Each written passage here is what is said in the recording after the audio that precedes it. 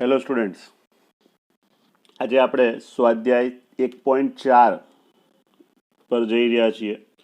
સ્વાધ્યાય 1.4 આપણે જે ગણક્રિયાઓ જોઈ એના પર આધારિત સ્વાધ્યાય છે અને ઘણું સહેલું છે પ્રમાણમાં. જોઈએ વન બાય વન. શું કહે છે? દાખલા નંબર 1 એવું કહે છે કે નીચે આપેલી જોડીઓના ગણનો યોગ ગણ લખો. શું લે છે? યોગ ગણ લખો. તો યોગ ગણ માટે યોગ ગણ એટલે શું કહીએ છીએ આપણે? ગણ એમાં હોય અથવા ગણ બીમાં હોય તેવા તમામ સભ્યો. ગણ એમાં હોય અથવા ગણ બીમાં હોય તેવા તમામ સભ્યોનો ગણ. તો અહીંયા આગળ આપણી પાસે ગણ એક્સ આપેલો છે આપણને 1, 3 અને 5 અને ગણ વાય આપેલો છે 1, 2 અને 3. બરાબર. તો આપણે અહીંયા આગળ યોગની સાથે સાથે છેદ ગણ બી શોધી કાઢીશું. યોગ ગણ લખો છે એની સાથે સાથે છેદ ગણ પણ આપણે શોધી કાઢીશું. બરાબર. તો એક્સ યોગ વાય શું થશે? માટે એક્સ યોગ વાય એટલે કે 1, 3, 5 યોગ 1, 2, 3 એટલે એક્સમાં હોય અથવા વાયમાં હોય તેવા તમામ સભ્યોનો ગણ આવી જશે ને. એટલે 1, 3, 5 તો ખરા જ, સાથે સાથે વધારાનું કોણ છે? 1 અને 3 તો આવી ગયા, વધારાનું છે 2, તો 2 પણ આવી જશે. એટલે 1, 3, 5, 2 અથવા 1, 2, 3, 5 ગણમાં ક્રમનું કોઈ મહત્વ હોતું નથી. બરાબર. અને સાથે સાથે છેદ ક્રિયા પણ લઈ લેવાની છે. એટલે એક્સ છેદ વાય એટલે કે 1, 3, 5 છેદ 1, 2, 3 એટલે કે ગણ એક્સ અને ગણ વાયના સામાન્ય સભ્યો. ગણ એક્સ અને ગણ વાયના સામાન્ય સભ્યો. તો સામાન્ય સભ્યો કયા છે આમાં? સામાન્ય સભ્યો છે 1 અને 3. જે 1 અને 3 બંનેમાં છે ને, એટલે અહીંયા જવાબમાં આવશે 1 અને 3. ઓકે, ચલો નંબર 2. એ ઇક્વલ ટુ આપેલું છે આપણને AEIOU અને બી ઇક્વલ ટુ આપેલું છે AB અને C. બરાબર. તો માટે એ યોગ બી એટલે એમાં હોય અથવા બીમાં હોય તેવા તમામ સભ્યોનો ગણ. એટલે AEIOU યોગ ABC થઈ જાય આવું. તો AEIOU એ તો આવશે જ. AEIOU એ તો આવશે જ. એ સિવાય કોણ આવશે? બી અને સી. બરાબર છે. AEIOU અને છેલ્લે આવશે BC. બરાબર. કેમ કે એ રિપીટ થાય છે. અને જો એ છેદ બીની વાત કરીએ તો AEIOU છેદ ABC બંનેનો છેદ લઈએ એટલે કયો ગણ આવે? સામાન્ય ગણ એટલે એ. બરાબર છે. ચાલો આગળ વધીએ. દાખલા નંબર 1માં ત્રીજું. એ ઇક્વલ ટુ એક્સ જ્યાં એક્સ એ 3ની ગુણિત પ્રાકૃતિક સંખ્યા છે. એક્સ એ 3ની ગુણિત પ્રાકૃતિક સંખ્યા છે અને બી તરીકે લઈએ છે એક્સ જ્યાં એક્સ એ 6 થી નાની પ્રાકૃતિક સંખ્યા છે. બરાબર. તો 3ની ગુણિત પ્રાકૃતિક સંખ્યા અને 6 થી નાની પ્રાકૃતિક સંખ્યા. તો 3ની ગુણિત પ્રાકૃતિક સંખ્યા એટલે 3, 6, 9, 12, 15 આ પ્રમાણે ચાલે રાખશે. અને બી તરીકે 6 થી નાની પ્રાકૃતિક સંખ્યા એટલે 1, 2, 3, 4 અને 5 આટલું જ આવશે. તો માટે એ યોગ બી એટલે એમાં હોય અથવા બીમાં હોય તેવા તમામ સભ્યો આવી જશે. એટલે 1, 2, 3, 4, 5 તો લેવાના જ છે. એ સિવાય 6, 9, 12, 15 આ પ્રમાણે ચાલે રાખશે આગળ. બરાબર. અને જો એ છેદ બીની વાત કરું તો એ છેદ બી તરીકે શું લેવાશે? બંનેમાં હોય તેવા સામાન્ય સભ્યો. તો સામાન્ય સભ્ય એકમાત્ર છે કયો? 3. 3 અહીંયા પણ છે અને 3 અહીંયા પણ છે. એ સિવાય 1, 2, 4, 5 એ બંનેમાં કોમન નથી. બરાબર. ચલો આગળ 4 નંબરની વાત કરીએ તો x જ્યાં x એ પ્રાકૃતિક સંખ્યા છે અને 1 less than x less than or equal to 6 એવું કહે છે. x જ્યાં x બિલોંગ્સ ટુ n અને 1 less than x less than or equal to 6 તો કયા સભ્યો આવશે? 1 કરતાં મોટી એટલે 2 થી શરૂ થાય અને 6 અથવા 6 થી નાની એટલે 6 સુધી જવાનું. 2 3 4 5 અને 6. b ઇક્વલ ટુ છે x જ્યાં x બિલોંગ્સ ટુ n એટલે પ્રાકૃતિક સંખ્યા છે અને 6 less than x less than 10 એટલે શું કહીશું? 6 થી મોટી એટલે 7 8 9 10 થી નાની છે એટલે 9 સુધી જ જવાશે. તો માટે a યોગ b એટલે એમાં હોય અથવા બીમાં હોય તેવા તમામ સભ્યો 2 3 4 5 6 યોગ 7 8 અને 9. તો અહીંયા આગળ સભ્યો આવશે 2 3 4 5 6 7 8 અને 9. આ બધા જ સભ્યો આવી જાય. અને એ છેદ બીની વાત કરીએ તો એ છેદ બી એટલે એમાં હોય અથવા અને બીમાં હોય તેવા સામાન્ય સભ્યો. તો એવા તો કોઈ સભ્યો છે જ નહીં એટલે આવું લખો અથવા આ લખો, બેમાંથી ગમે તે ચાલશે. બરાબર છે. એકલો ગણ બતાવો ખાતો ફાય બતાવો. ચલો નંબર 5 નંબર શું કહે છે? a ઇક્વલ ટુ આપેલું છે 1 2 3 અને b ઇક્વલ ટુ છે 5. તો માટે a યોગ b એટલે એમાં હોય અથવા બીમાં હોય તેવા તમામ સભ્યો. તો એમાં હોય એટલે 1 2 3, બીમાં તો કશું છે જ નહીં એટલે a યોગ b નો જવાબ એ જ આવે. અને જો a છેદ b ની વાત કરવા જઈએ તો એમાં હોય અથવા અને બીમાં હોય તેવા સામાન્ય સભ્યો. તો સામાન્ય કશું છે જ નહીં કેમ કે બીમાં કોઈ ઘટક છે જ નહીં. બરાબર. એટલે આની સાથે સાથે આ ગુણધર્મ આપણે પહેલાં જોયેલો છે તેમ છતાં બી ફરીથી અહીંયા આગળ એ ઉપગણ બી હોય તો એ યોગ બી કરીશું તો જવાબમાં બી મળશે અને એ છેદ બી કરીશું તો જવાબમાં એ મળશે. એ યોગ બીનો જવાબ બી આવે અને એ છેદ બીનો જવાબ એ આવશે. બરાબર. ચલો હવે દાખલા નંબર 2. દાખલા નંબર 2 બહુ જ સહેલો, બહુ જ નાનો. શું કહે છે? a ઇક્વલ ટુ આપ્યું છે તમને એ બી અને b ઇક્વલ ટુ આપેલું છે ABC. તો એ ઉપગણ બી છે, એ યોગ બી શું થશે? 2 સવાલ પૂછ્યા છે. એ ઉપગણ બી છે અને જો હોય કે ના હોય એ હા કે નામાં જવાબ આપવાનો છે. અને એ યોગ બી શું થશે એ પૂછે છે. તો અહીંયા આગળ એના સભ્યો કયા છે? એ બી અને બીના સભ્યો છે ABC. એટલે ગણ એના 2 સભ્યો છે એ બધા જ સભ્યો ગણ બીના પણ સભ્યો છે ને. એટલે ગણ એના તમામ સભ્યો એ ગણ બીના પણ સભ્યો છે. માટે એ ઉપગણ બી છે. ગણ એના તમામ સભ્યો એ ગણ બીના પણ સભ્યો છે. માટે એ ઉપગણ બી છે. ઓકે. અને એ યોગ બી એટલે એમાં હોય અથવા બીમાં હોય તેવા તમામ સભ્યો એટલે એમાં હોય તો એ બી અથવા બીમાં હોય એટલે ABC તેવા તમામ સભ્યો એટલે કયા સભ્યો આવશે? ABC. અને એને કહીએ છીએ ગણ બી. અને આપણને ખબર જ છે, આપણે કીધું કે અહીંયા એ ઉપગણ બી છે અને એ ઉપગણ બી હોય તો એ યોગ બી બરાબર કયો જવાબ આવે? બી. બરાબર. એટલે એ યોગ બી બરાબર શું મળે છે? બી. ઓકે. ક્લિયર આટલું? ચાલો આગળ વાત કરીએ. દાખલા નંબર 3. દાખલા નંબર 3 શું કહે છે? જો એ ઉપગણ બી હોય તેવા 2 ગણ આપ્યા હોય તો એ યોગ બી શું થશે? તો એ યોગ બી બરાબર શું થશે? બી. એ યોગ બી બરાબર શું થશે? બી. તો એ ગણવાની જરૂર છે નહીં, આપણે વાત કરી લીધી છે એની. બરાબર. એ યોગ બી બરાબર બી થાય ને એ છેદ બી બરાબર એ થાય. યોગ ગણ એટલે અધિગણ અને છેદ ગણ એટલે ઉપગણ. યોગ ગણ એટલે અધિગણ અને છેદ ગણ એટલે ઉપગણ. બરાબર.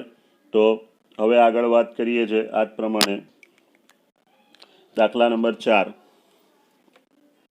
આવો નવો જ દાખલો છે, કોઈ નવું કામ કરવાનું થતું નથી। દાખલા નંબર 4 માં a બરાબર શું આપે છે 1 2 3 4। ચલો ગણ b બરાબર શું આપે છે 3 4 5 6। ગણ c બરાબર શું આપે છે 5 6 7 8। અને ગણ ડી બરાબર શું આપે છે 7 8 9 10। તો નીચેના ગણ શોધો। નીચેના ગણમાં પહેલો ગણ છે આપણી પાસે a યોગ b। a યોગ b એટલે a માં હોય અથવા b માં હોય તેવા તમામ સભ્યો। a માં હોય એટલે 1 2 3 4 અથવા b માં હોય એટલે 3 4 5 6। તો દરેક ઘટક એક વખત આવી જ જવો જોઈએ ને, એટલે 1 2 3 4 5 અને 6 બરાબર। લખવાની પેટર્નમાં બંને ગણ પહેલા લખવાના, બંને વચ્ચે યોગ ગણ બરાબર, અને પછી આ જવાબ લખીશું। દાખલા નંબર 2 માં એવું લખી આપું છું એટલે આઈડિયા આવી જશે। બીજામાં છે a યોગ c એટલે પહેલા આપણે ગણ a લખીશું 1 2 3 4 યોગ ગણ c લખીશું એટલે 5 6 7 8। અને પછી આપણે લઈએ છીએ a માં હોય અથવા c માં હોય તેવા તમામ સભ્યો એક વખત આવી જ જવા જોઈએ, એટલે એને કહીશું આપણે 1 2 3 4 5 6 7 અને 8 બરાબર। માત્ર બે સ્ટેપના દાખલા છે। ચલો 3 નંબરમાં છે b યોગ c। b એટલે 3 4 5 6 યોગ c એટલે 5 6 7 8। ઓકે, તો બી માં હોય અથવા સી માં હોય તેવા તમામ સભ્યોની વાત છે ને, તો તમામ સભ્યો એટલે કયા સભ્યો આવશે 3 4 5 6। 5 6 તો રિપીટ છે એટલે 7 અને 8। ઓકે, ચલો દાખલા નંબર 4 એમાં ને એમાં ચોથા દાખલામાં ચોથું શું કહે છે બી યોગ ડી। બી એટલે 3 4 5 6 યોગ ડી એટલે 7 8 9 10 બંનેનો યોગ। બી માં હોય અથવા ડી માં હોય તેવા તમામ સભ્યો એટલે 3 4 5 6 7 8 9 અને 10 બધા જ સભ્યો એક વખત આવી ગયા। નંબર 5 શું કહે છે a યોગ b યોગ c।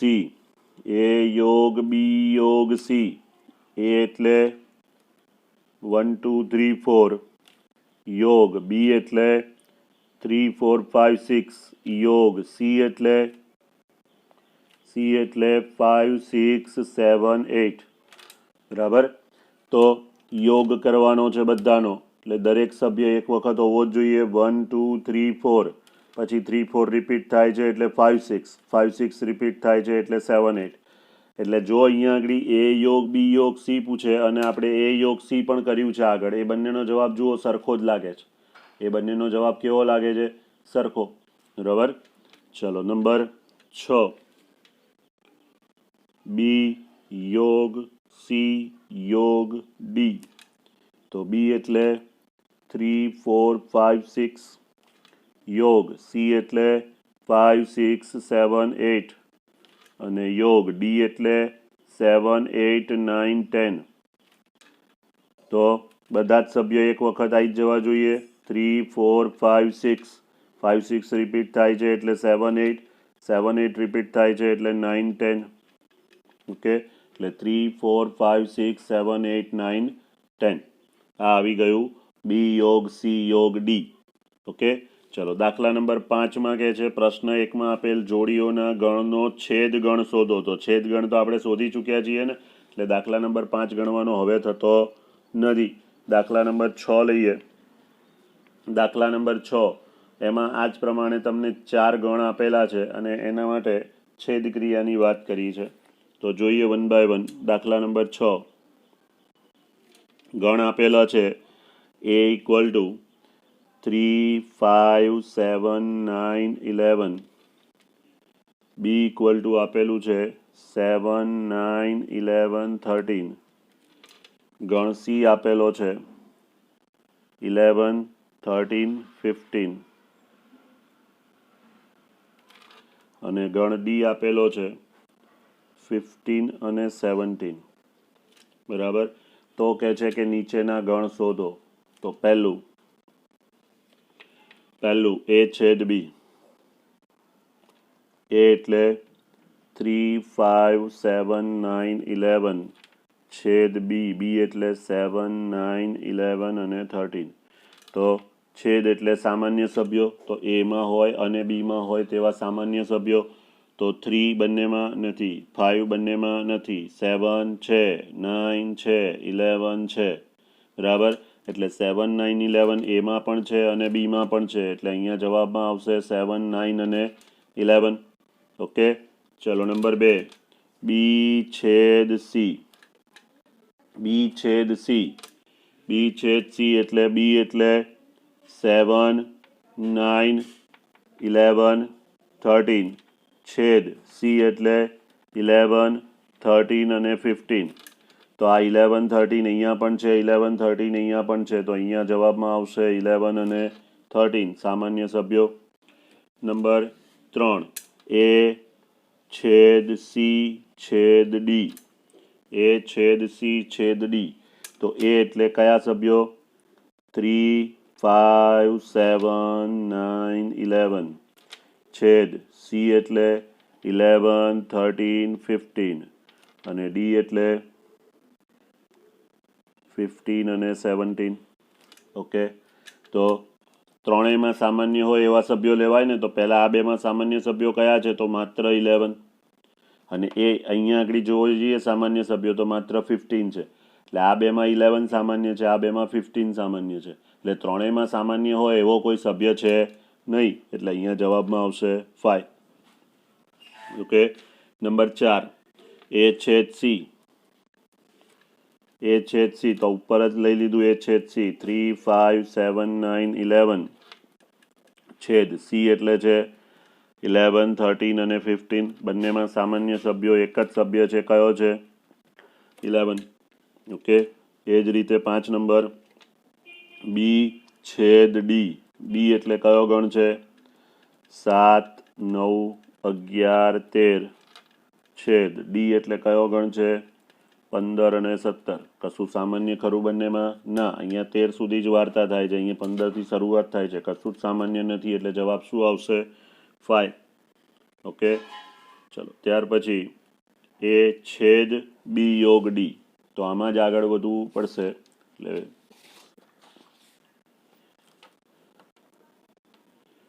નંબર 6 A છેદ અને કૌંસમાં છે B યોગ C. ઓકે, તો બધા ગણ લખી કાઢીએ. A એટલે કયો ગણ છે આપણી પાસે? 3, 5, 7, 9, 11 છેદ હવે B. B એટલે કયો ગણ છે? 7, 9, 11, 13 યોગ C એટલે કયો ગણ છે? 11, 13 અને 15 11, 13, 15. બરાબર, અહીંયા મોટો કૌંસ કરી દઉં છું. એટલે પહેલાં આપણે B યોગ C કરવાનો છે. જે જવાબ આવે એનો એની સાથે છેદ. બરાબર, એટલે એ ગણ એમનો એમ જ રાખીએ છીએ. 3, 5, 7, 9 અને 11 છેદ હવે આ બંનેનો યોગ કરી દઈએ. યોગ એટલે 7, 9, 11, 13 અને 15. ઓકે, યોગ કરી દીધો. ચલો હવે બંનેમાં સામાન્ય સભ્યો કયા છે? તો કે 7, 9, 11 અહીંયા પણ છે, 7, 9, 11 અહીંયા પણ છે, એટલે જવાબમાં આવશે 7, 9 અને 11. 7, 9 અને 11. ઓકે, ચલો આગળ વાત કરીએ. દાખલા નંબર 7. દાખલા નંબર 6 માં 7મું A છેદ D. A છેદ D. A એટલે અહીંયા ઉપર જ લખ્યો છે. A શું છે? 3, 5, 7, 9, 11 છેદ D. D માં માત્ર બે જ સભ્યો હતા, કયા હતા? 15 અને 17, 15 and 17. ઓકે, તો સામાન્ય ખરું કાંઈ? ના, તો જવાબ આવશે 5. ચલો 8 નંબર A છેદ B યોગ D. A છેદ B યોગ D. ફરીથી A લખવાનો છે.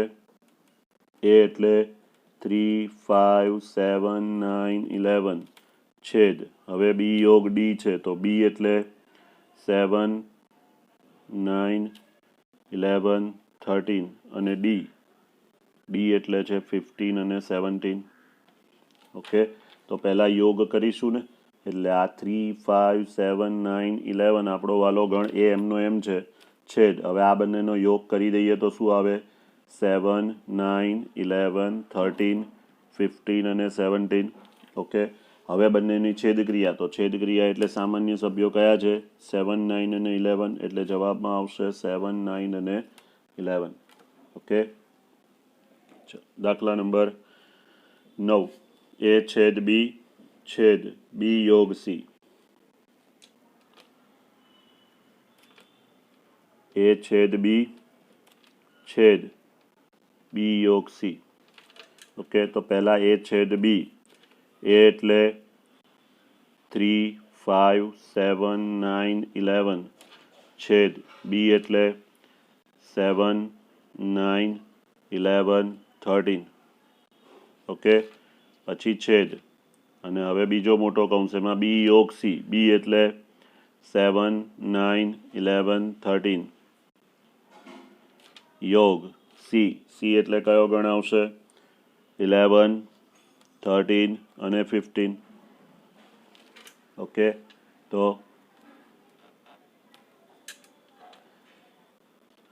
શું કરીશું? પહેલાં આ બંનેની છેદક્રિયા. બંનેની છેદક્રિયા એટલે બંનેમાં સામાન્ય સભ્યો કયા છે? બંનેમાં 7, 9, 11, 7, 9, 11. એટલે અહીંયા આગળ જવાબમાં આવશે 7, 9 અને 11 છેદ. હવે આ બંનેનો યોગ લઈ લઈએ છીએ. યોગ લેવાની વાત કરે છે એટલે 7, 9, 11, 13. 11, 13 તો રિપીટ થાય છે એટલે માત્ર આવશે 15. હવે પાછો બંનેનો ફરીથી છેદ લો છો એટલે 7, 9, 11. 7, 9, 11 બંનેમાં છે એટલે જવાબમાં આવશે 7, 9 અને 11. 7, 9 અને 11. એટલે આપણો જવાબ આવી જશે માત્ર 7, 9 અને 11. Okay, clear? ચાલો 10 નંબર છેલ્લો. એમાં A યોગ D છેદ B યોગ C. ચલો, પહેલા મોટો કૌંસ A યોગ D. A એટલે કયા સભ્યો છે? ઉપર આપેલા જ છે 3, 5, 7, 9, 11 યોગ D એટલે કોણ હતું? 15 અને 17 છેદ. હવે પાછું B યોગ C. B યોગ C પણ આગળ કરેલો જ છે 7, 9, 11, 13 યોગ C એટલે 11, 13 અને 15 થશે આવું. ઓકે, તો પહેલા બેનો યોગ કરી લઈએ તો શું આવશે?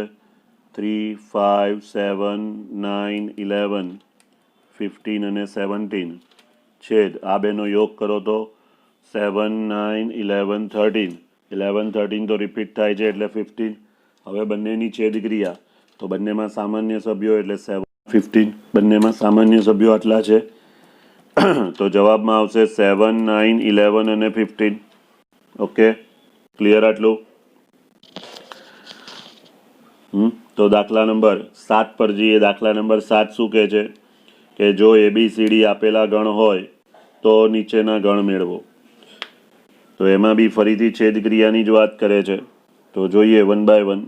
દાખલા નંબર 7.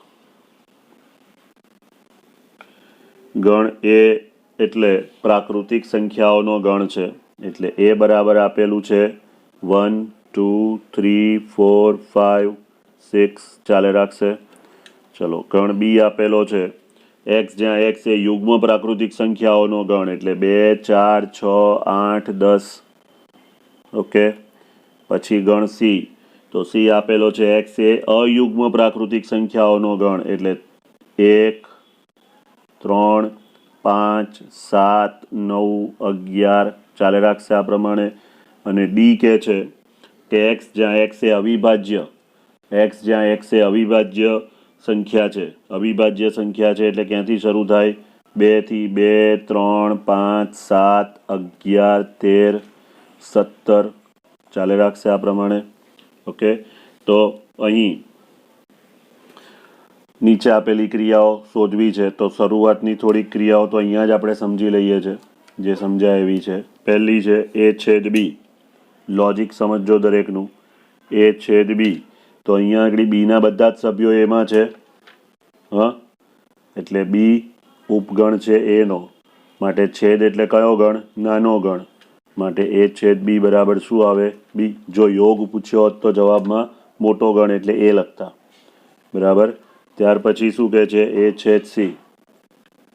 તો સીના બધા જ સભ્યો એમાં સમાયેલા છે. 1 3 5 7 9 બધું આમાં આવશે ને. એટલે સી છે ઉપગણ કોનો? એનો. માટે એ છેદ સી બરાબર શું થાય? સી ઉપગણ. ત્રીજું એ છેદ ડી. એ છેદ ડી.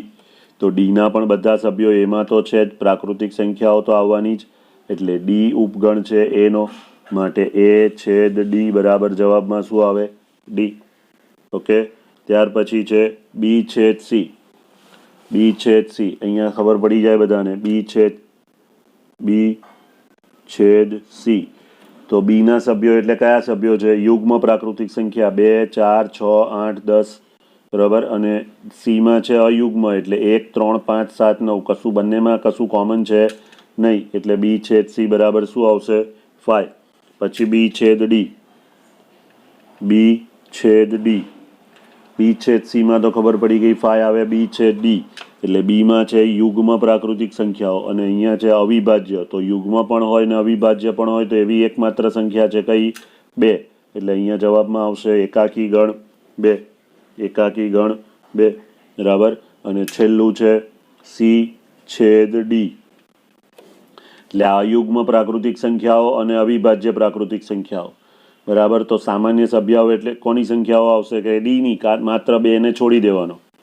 એટલે આખો ડી આવી જશે. કોને જવા દઈને? 2 ને જવા દઈને. માત્ર 2 કોમન લઈ લઈશું, એટલે 2 ને બાદ કરી દઈશું. બાકીના બધા જ સભ્યો ડી ના આવી જવાના. બરાબર. એટલે ડી માઇનસ માત્ર 2 કરીએ એટલે આપણો જવાબ સી છેદ ડી નો મળી જશે. ઓકે. દાખલા નંબર 8 પર જવું છે. દાખલા નંબર 8 શું કહે છે? નીચેના ગણોની જોડીઓમાંથી કઈ જોડના ગણ પરસ્પર અલગ ગણ છે? પરસ્પર અલગ ગણ કોને કહીએ છે? જ્યારે એ છેદ બી બરાબર 5 થાય. એ અને બીમાં કશું જ સામાન્ય ના હોય તો આપણે એ અને બીને અલગ ગણ તરીકે લઈએ છીએ. એ અને બીમાં કશું જ સામાન્ય ના હોય તો આપણે એ અને બીને અલગ ગણ તરીકે લઈએ છીએ. તો આજનો અહીંયા છેલ્લો દાખલો દાખલા નંબર 8 રાખીએ છીએ. દાખલા નંબર 8માં આપણને અલગ અલગ જોડીઓ આપેલી છે. પહેલો દાખલો અલગ ગણ છે કે નહીં એટલું જ કહેવાનું છે.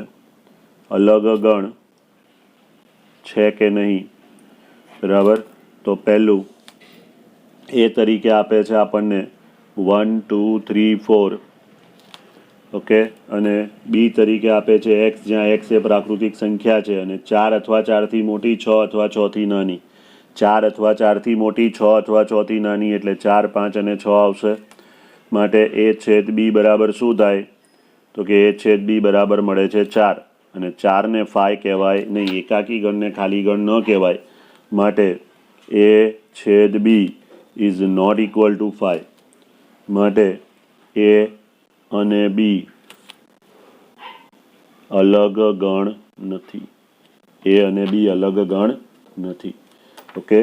ચલો નંબર 2. નંબર 2માં શું કહે છે? એ ઇક્વલ ટુ છે એ ઈ આઈ ઓ યુ અને બી ઇક્વલ ટુ છે સી ડી ઈ એફ. તો માટે એ છેદ બી. એ છેદ બી એટલે એમાં હોય અને બીમાં હોય તેવા સામાન્ય સભ્યો. તો એ નથી. ઈ છે ને? ઈ મળ્યો. ચલો પછી આઈ નથી, ઓ નથી, યુ નથી. તો ઈ સામાન્ય સભ્ય આવે છે અને એકાકી ગણ છે માટે એને 5 કહેવાય નહીં. બરાબર. માટે એ અને બી અલગ ગણ નથી. એ અને બી અલગ ગણ નથી.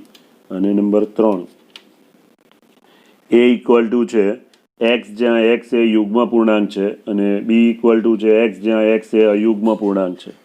એક્સ જ્યાં એક્સ એ યુગ્મ પૂર્ણાંક છે. બરાબર. યુગ્મ પૂર્ણાંક એટલે ધન પૂર્ણાંક, ઋણ પૂર્ણાંક અને શૂન્ય બધું જ લઈએ આપણે. તો યુગ્મ પૂર્ણાંક એટલે -2. એની પહેલા લઈએ તો -4, 0 2 4 6 ચાલે રાખશે આ પ્રમાણે. અને બી તરીકે લે છે એક્સ, જ્યાં એક્સ એ અયુગ્મ પૂર્ણાંક છે. અયુગ્મ પૂર્ણાંક એટલે -5 -3 -1 1 3 5 ચાલે રાખે આ પ્રમાણે. તો હવે એ છેદ બી લેવા જાઓ તો શું આવશે? તો કે જે એમાં છે યુગ્મ છે, બીમાં છે અયુગ્મ છે, તો યુગ્મ હોય એને અયુગ્મ ન કહેવાય, અયુગ્મ હોય એને યુગ્મ ન કહેવાય. માટે એ છેદ બી 5 મળે છે. માટે એ અને બી અલગ ગણો છે. એ અને બી અલગ ગણો છે. ઓકે, તો આટલે રાખીએ છીએ આજે.